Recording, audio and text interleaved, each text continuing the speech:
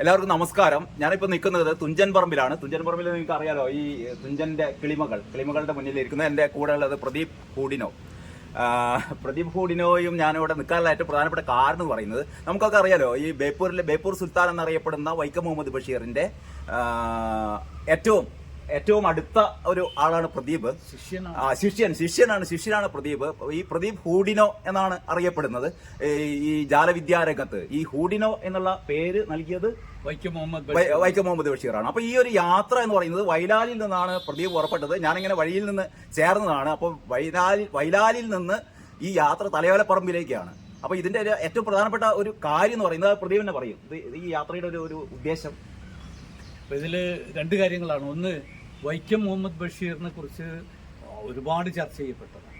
പക്ഷേ ഇനിയും ചർച്ച ചെയ്യപ്പെടാത്ത ഒരു മുഖം അദ്ദേഹത്തിന്. അതെന്താണ്? അതായത് ഒരു മാന്ത്രികനായിരുന്നു യഥാർത്ഥ ജീവിതത്തിൽ. അക്ഷരങ്ങളുടെ മാന്ത്രികൻ എന്നൊക്കെ നമ്മൾ പറയാറുണ്ട്. പക്ഷേ യഥാർത്ഥ ജീവിതത്തിൽ കുറേ കാലം ബോംബെയിൽ ഒരു മാന്ത്രികനായിട്ട് അദ്ദേഹം അന്നത്തെ മറ്റേ സ്ട്രീറ്റിലൊക്കെ പെർഫോം ചെയ്യുന്ന ഒരു മാന്ത്രികൻ്റെ കൂടെയും അതുപോലെ അദ്ദേഹത്തിൻ്റെ സഹായിയായിട്ടും ഒപ്പം അദ്ദേഹം തന്നെ ഒരു മജീഷ്യനായിട്ടും ഒക്കെ പെർഫോം ചെയ്ത അനുഭവമുണ്ട്. അതിനെ നമുക്ക് വിശദമായിട്ട് മറ്റൊരു അവസരത്തിൽ ചർച്ച ചെയ്യാം. അപ്പോൾ ഈ ഘട്ടത്തിൽ ഈ 2025 അദ്ദേഹത്തിൻ്റെ ജന്മദിനത്തിൽ my memories with Vaikom Muhammad Basheer, magic മെമ്മറീസാണ്. അപ്പോൾ ഈ പ്രാവശ്യം ചെയ്യാനുള്ളൊരു കാര്യവും കൂടിയുണ്ട്. അതായത് വൈക്കം മുഹമ്മദ് ബഷീറാണ് 1989 കോഴിക്കോട് റെയിൽവേ ട്രാക്കിൽ തന്നെ ചങ്ങലയിട്ട് ബന്ധിച്ച് ട്രെയിൻ കടന്നുപോയപ്പോൾ രക്ഷപ്പെട്ട അപൂർവമായ ഒരു ജാലവിദ്യക്ക് സാക്ഷ്യം വഹിച്ചു.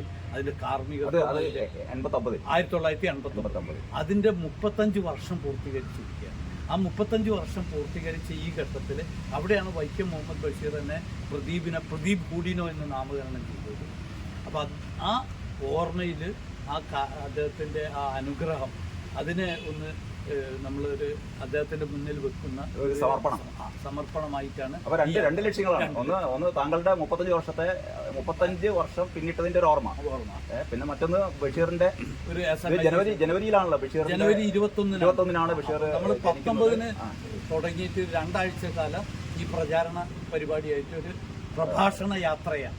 അപ്പോൾ ഭാഷാപിതാവിന്റെ മണ്ണിൽ നിന്ന് നമ്മൾ തലയോലപ്പറമ്പിലേക്ക് യാത്ര തുടരുകയാണ്. അപ്പോൾ ബാക്കി വിശേഷങ്ങൾ പിന്നാലെ. ഓക്കെ, എല്ലാവർക്കും നന്ദി, നമസ്കാരം.